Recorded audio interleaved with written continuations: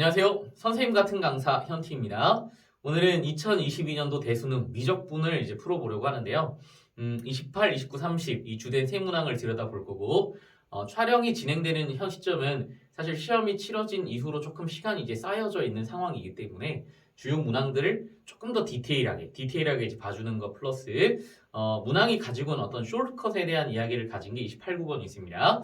그뿐 아니라 30번 같은 경우는 아주 특별한 그 함수 방정식이 가진 어떤 함의까지 좀 아주 디테일하게 설명해 드릴 테니까 특히나 이제 고3이 여러분들은 올해 이제 1학기 내신 시험에 도배가 될 세 문항이니까 잘 집중해서 이제 봐주시면 좋겠습니다. 자, 28번을 보겠습니다. 자, 함수 fx를 정의하기로 6파이를 개수로 가지는 x 100일의 제곱 2차 함수이고요. 자, gx는 정의되기로 3배 fx와 4 코사인 fx를 더했다라고 정의가 되어 있네요. 자, 그럼 0과 2라는 제한된 범위 내에서 함수 gx의 극소가 되는 x의 개수를 구해보세요 라고 이제 문제가 짜여져 있네요.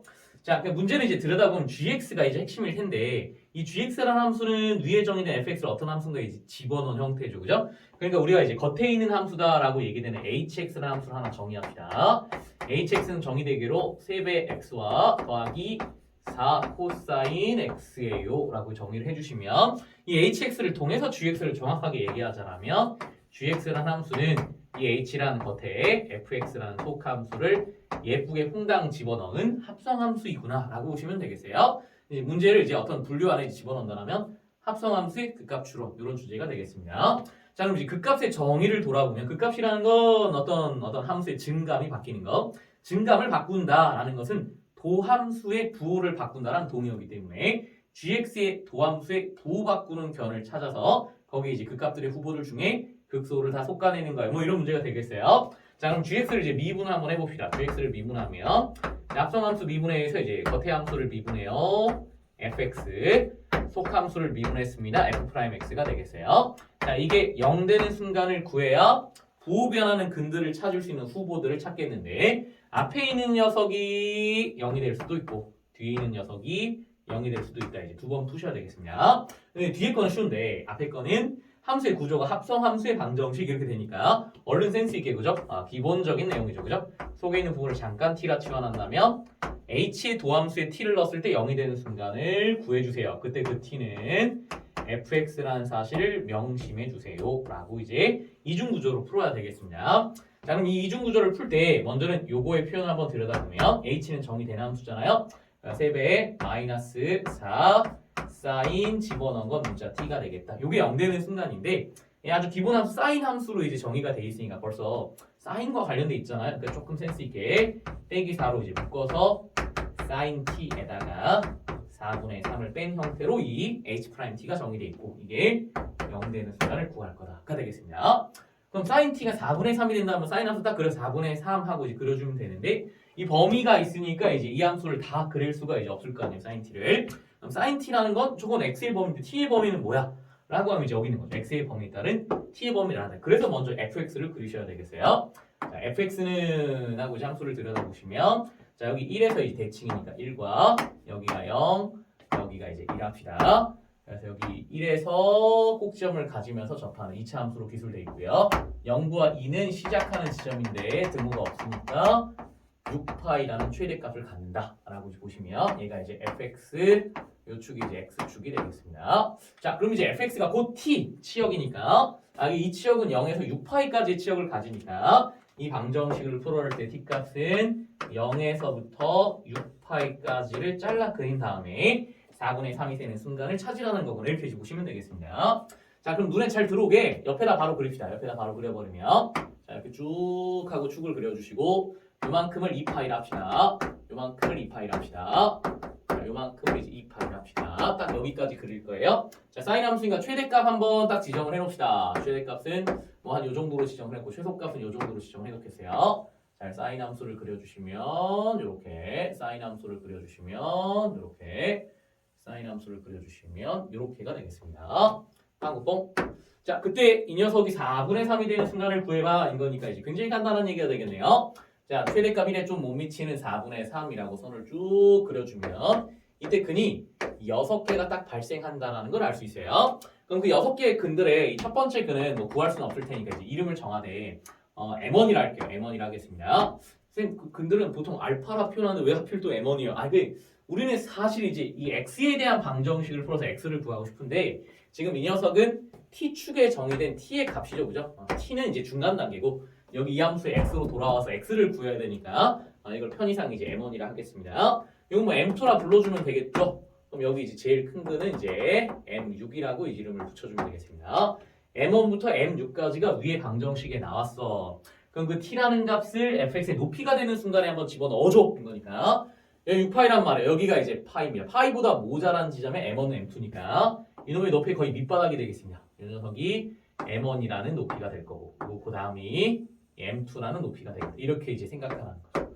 그럼 M3, M4 표현하는 게 바로 요쯤에서 M3 요쪽에서 이제 M4가 있겠고 그다음에 이제 요쪽에 M5와 M6이 이렇게 이제 기술돼 있겠죠. 여기 요 정도 간격에 M5가 있겠고 이 정도 높이에 M6이 있겠다라고 이제 표시를 해주시면 되겠습니다. 그러면 이때 생기는 모든 근들 여기서 표시하면 하나, 둘, 셋, 넷, 다섯, 여섯 하나, 둘, 셋, 넷, 다섯, 여섯 총 12개의 근이 생긴다는 게 바로 이 전체 방정식의 이제 답이겠습니다. 그럼 이제 확인해야 될 건 뭐냐면 그 값의 정의상 이 녀석들이 다 부호를 변화시키는 이 뒤에 도함수의 부호를 변화시키는 근들이 되느냐 이걸 확인하는 게 이제 이 문제의 핵심이잖아요. 근데 이제 미리 얘기를 드리자면 12개가 반드시 다 그 값이 되고 그건 이 그림의 상황을 보고 앞으로는 이거 무조건 그 값이야 이렇게 이제 앞으로 이런 유형의 문제들 다 바라볼 줄 알아야 돼요. 그런 이제 설명을 좀 드리려고 하는데 자 그럼 이제 아주 지금 디테일하게 교과서적인 정의로 선생님 근데 여기 제일 작은 거나 요게 알파1이다 라고 이제 이름을 지어주면 정말 알파1이 이 뒤에 도함수의 부호를 바꾸는 걸 보고 싶어요 라고 하면 확인을 디테일하게 해야 되겠죠. 그래서 알파1이라는 녀석을 확인할 거다. 근데 알파1에 조금 모자랐을 때와 알파1보다 좀 컸을 때의 상황을 보면서 부호가 바뀌는지 확인할 거야 인 거죠. 자, 뭘 확인하냐? h의 도함수에다가 fx를 집어넣은 녀석과 f의 도함수에 집어넣었을 때 이 전체 부호가 이때 어떤지를 확인하겠다라는 거죠. 지금 아직 f' 안 그렸는데요. f 쉽죠 뭐 f''이야. 여기 x축이 이 x랑 이 동일한 x다라고 들여다보시고 미분하면 어차피 1을 지나갈 게 이제 뻔하니까 1,0을 지나가는 함수가 바로 f'x다 이렇게 이제 써주시면 되겠습니다. 자 준비되셨죠? 자 알파1보다 조금 모자랐을 때 어떤 일이 벌어지나 자 fx 먼저 보겠습니다. 자 알파1보다 좀 모자랄 때는 이렇게 다가오는 상황이겠습니다. M6보다 좀 커요. 그럼 그것을 이제 이 사인 함수에 이제 갖다 집어넣는 거니까 M6보다 좀 클 때 상황에서는 이런 상황일 거고요. 사인 함수가 4분의 3보다 조금 모자라. 사인 함수가 4분의 3보다 모자라니까 그럼 이걸 빼주면 음수가 될 거 아니야. 음수에다가 음수를 곱해줬으니까 이때의 부호는 플러스가 된다라고 보시면 되겠고요. F' 매우 쉽습니다. 알파1은 여기이기 때문에 알파1이 그대로 내려와서 이 순간에서의 이제 F의 도함수의 부호를 확인해봐라 이거니까 부호가 마이너스가 되겠어요. 결론적으로 이 둘을 곱하면 부호가 이제 마이너스인 상황에서부터 시작을 해서 알파1에 우극하냐 알파보다 좀 커라고 생각하면 M6보다 조금 모자란 대로 이제 극한값을 가질 거고 M6보다 좀 모자라게 쌓인 함수의 공률을 따라오면 4분의 3보다 좀 큰 거죠. 그럼 4분의 3보다 큰 데서 4분의 3을 빼면 부호가 양수인데 그 앞에 이제 부호가 음수가 곱해져 있으니까 음수인 상황일 테고 이게 알파1의 왼쪽이든 오른쪽이든 그 지점 언저리에서는 f의 도함수는 그냥 고정적으로 부호가 음수이기 때문에 음수를 곱해준다인 거고요. 부호가 이제 플러스가 되겠습니다. 확인이 되는 건 부호를 반드시 변화시킨다. 알파의 왼쪽에서 부호가 마이너스 감소함수였다가 플러스가 돼서 증가함수가 되더라. 라고 이제 보시면 정확하게 맞는 거예요. 극소라는 게 분명하다는 거예요. 이렇게 확인한 거 이거 12개 다 해야 되겠어요? 다 할 필요 없습니다. 그죠? 그 근의 형태가 이렇게 두 방정식의 형태가 이렇게 뚫고 지나가는 식으로 갈 때는 그 주변에서 부호를 변화시키게 분명하니 이런 근의 형태를 우리가 관통근이라고 이름할 수 있다라면 근의 형태가 관통근이 될 때는 반드시 부호 변화가 일어나기 때문에 저기는 몽땅 12개가 다 극값이 될 게 분명해 라고 생각해 주시면 틀림없다라는 거예요. 그래서 12개의 어떤 극값이 일단 확보가 됐고 얘를 풀었습니다. 그럼 두 번째 풀어야 될 거 아니에요. 그죠? f의 도함수가 선생님 얘는 너무 쉬운데요. f의 도함수는 여기 그려놨듯이 여기고 부호를 바꾸는 그는 1이라고 딱 대놓고 있습니다. 1이라고 선생님 혹시 1의 오른쪽일 때랑 1의 왼쪽일 때 여기는 요 부분은 좀 고려 안 해도 돼요. 안 해도 되죠. 왜냐하면 여기 주어진 녀석들은 부호를 바꾸는 시점이 요 빨간색으로 표시된 12개가 아니고서는 부호가 요지부동 안 바뀌니 이때 부호나 이래 우칸일 때 부호나 이래 왼쪽에서의 부호나 이 녀석은 신경 쓸 거 없이 항상 동일할 거라는 거예요. 여 도함수의 부호만 마이너스에서 플러스로 이제 바뀐 상황이 되기 때문에 확인을 해보시면 자 이래 우칸이요 라고 하면 이래 오른쪽에서 오나 이래 왼쪽에서 오나 값은 0에 한없이 이제 가까운 거겠습니다. 그러니까 0에 한없이 가까워하고 이 사인 함수를 보면 0에 한없이 가까워하면 거의 0이에요. 0. 그러니까 0에다가 사인 4분의 3이랑 비교한다고 얘는 0인데 4분의 3을 뺀다고 음수에 음수 곱하니까 플러스일 거 아니에요? 말할 것도 없이 이건 항상 플러스이기 때문에 이쪽에서 부호 변하는 것만 신경 써주면 그 값이 된다는 걸 알 수가 있습니다. 네, 여기 표시된 12개와 요 1이라고 별표를 좀 칠까요? 요 1이라고 하는 녀석 이 녀석이 몽땅 다 이제 그 값이 된다라는 거죠. 그래서 앞에 지분은 12개 뒤에 것의 지분은 1개 이렇게 되는데 이 13개가 몽땅 다 그 값이래요. 근데 13개인데 다 이거 따질 거예요? 그게 아니죠. 그죠? 첫 번째 그 값이 바로 극소값이 된다라는 걸 확인했기 때문에 그 값이라는 건 처음 발생하면 처음에 극소가 나왔어 하고 이제 밑에서부터 쭉 치고 올라가는 중이기 때문에 그 다음 나타난 그 값은 자연스럽게 이제 극대죠. 그래서 극소 극대가 이제 번갈아 가면서 나타날 건데 총 13개의 그 값이 있을 거라고. 근데 이제 처음서부터 이제 극소란 말이야. 그렇다면 7개가 극소, 6개가 극대로 나타날 게 분명해인 거니까 정답은 이제 7개다라고 써주시면 되겠습니다. 뭐 합성함수의 형태란 당연히 어떤 이런 이중 구조들을 정확하게 이해하는 데 이제 포커스가 맞춰져 있는데 그 근들을 확인했을 때 그 근을 확인하는 과정이 이 함수를 뚫고 지나가게 되면 반드시 부호를 변화시키게 되는 근이 되니 관통근이 될 때는 바로 확인해봤자 반드시 그 값이 될 거다. 그래서 부호 바꾸는 근을 어떤 기하적인 상황에서는 뚫고 지나가는 근, 관통근으로 관찰되는 녀석은 다 그 값이 되는 거야. 이렇게 정리를 해두시면 참 좋겠습니다. 근데 전체적인 이렇게 이제 공부하는 과정은 어떤 초심자의 마음으로 공부할 때 필요한 과정이라 할 수 있겠어요. 이거보다 조금 더 감각적으로 그리고 굉장히 빠르게 굉장히 직관적으로 쉽게 풀 수 있는 풀이가 있어요. 그것을 뭐 보통 시중에서는 뭐 N축풀이다 이런 말이 있는데 그 말에 이제 기원을 찾기가 좀 어려워요. 그래서 저는 그냥 축을 좀 회전시켜서 이 합성함수의 본질을 좀 쉽게 찾아나가는 풀이, 뭐 회전축 풀이 이렇게 좀 이름을 지어볼 만할까요? 자, 그런 방식도 좀 일러줄 테니까 끝까지 한번 지켜봐 주세요.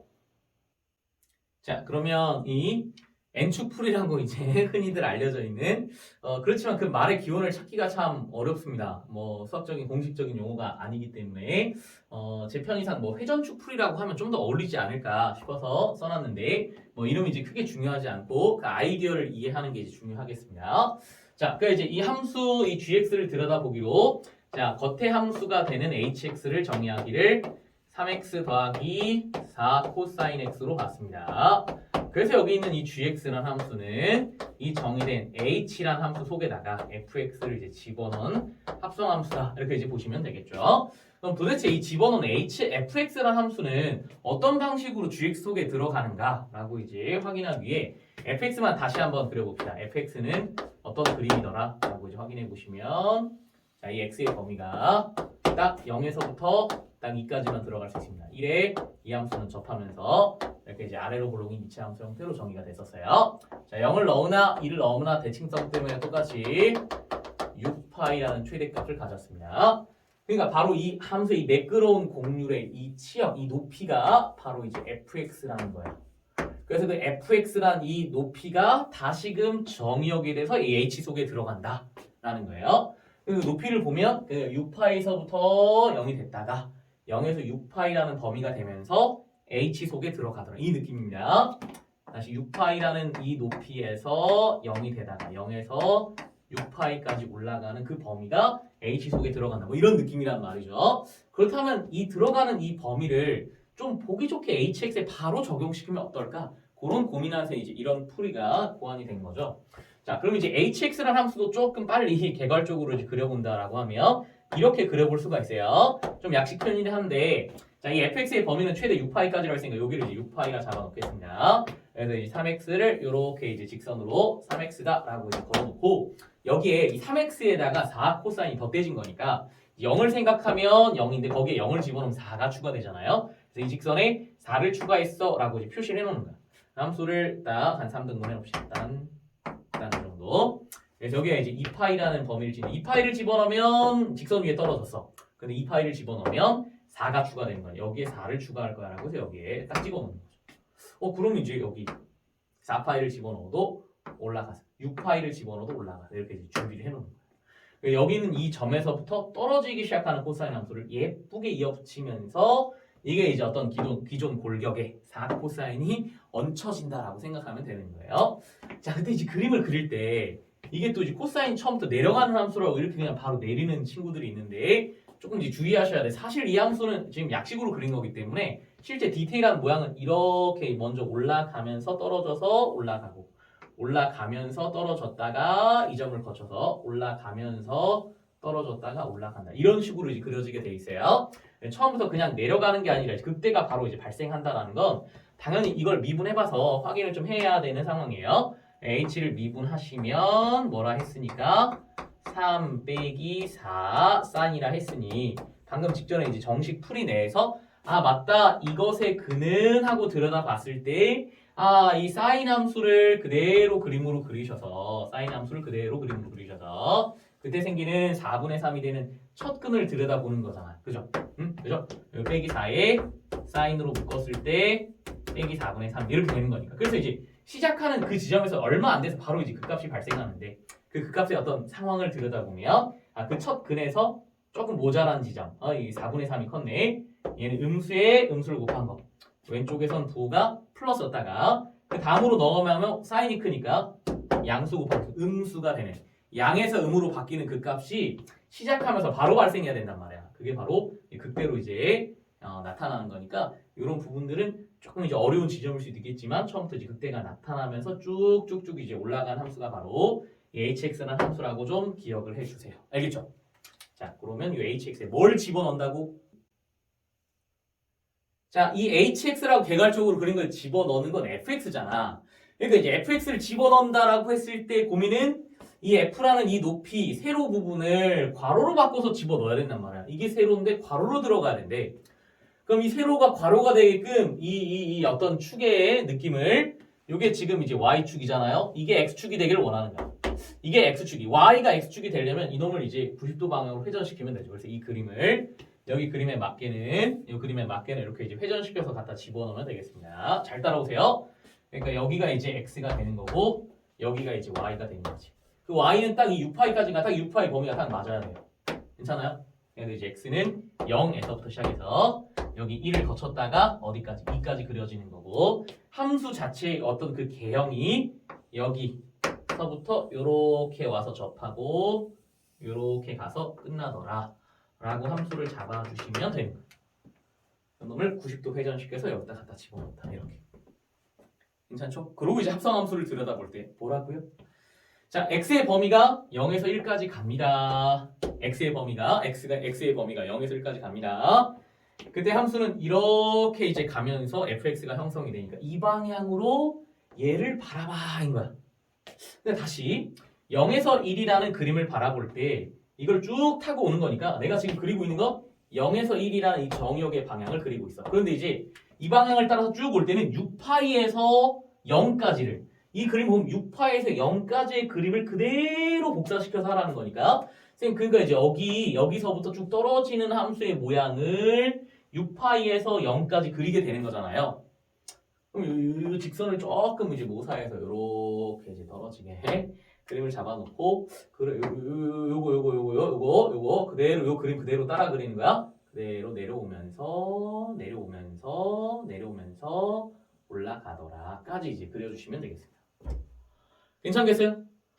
그럼 여기까지 왔어. 그 다음에 1에서 2까지 가는 범위를 더 생각해봐 라고 할 때 그 1에서 2까지 범위를 쭉 타고 이제 가주시면 괜찮죠? 그때는 여기 0에서부터 쭉 6파이까지 이제 거치는 거니까 여기서부터 자연스럽게 함수의 개형을 그려. 그럼 직선으로도 이렇게 준비를 해놓읍시다. 올라가는 모양의 그림을 그려. 그런데 이제 시작이 어떠냐면 시작이 툭 치고 올라가야 되니까 여기서 이제 툭 치고 올라가면서 시작해야 돼. 여기 디테일을 좀 잡아주면 우리가 이제 간략하게 계략적으로 그래서 그렇지 이 합성함수가 미분이 되는 함수니까 부드러운 함수일 거 아니야. 여기서 이제 이렇게 똑같이 그려보면 여기 뾰족하니까 이 부분만 부드럽게 그죠? 극대가 발생하면서 부드럽게 내려와 있는데 그 내려온 지점에서 부드럽게 시작해서 올라가고 올라가고 올라가는 모양이야 라고 딱 그려주시면 된다는 거죠. 네, 이게 바로 개괄적으로 저 gx라는 함수를 이제 다이렉트로 빨리 이제 개형을 잡아서 그렸다는 거죠.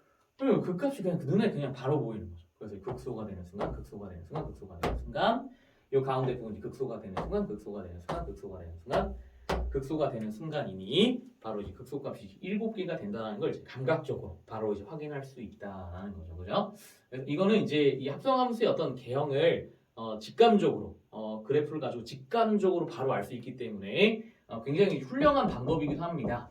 그렇지만 이제 우리가 원래 원 교육 과정에서 강조하고 있는 부분들, 합성함수를 나눠서 보는 관점들, 그것도 이제 잘 이해가 된 다음에 이런 직관적인 풀이를 곁들여주면 좋겠다는 게 선생님의 견해예요. 자, 이렇게 이제 훈련을 좀 해보시면 합성함수를 미분 없이도 아주 이제 고생하지 않고도 좀 다이렉트로 이제 빨리 그려나갈 수 있다라는데 좀 착안해서 이거 재밌네라고 이제 보면 좋겠고요. 좀 본인의 어떤 실력을 이제 끌어올리는 데는 좀 도움이 되겠지만 이것만 의지해서 푸는 것은 또 바람직한 자세는 아니라고 볼 수 있겠습니다. 참조해 주세요.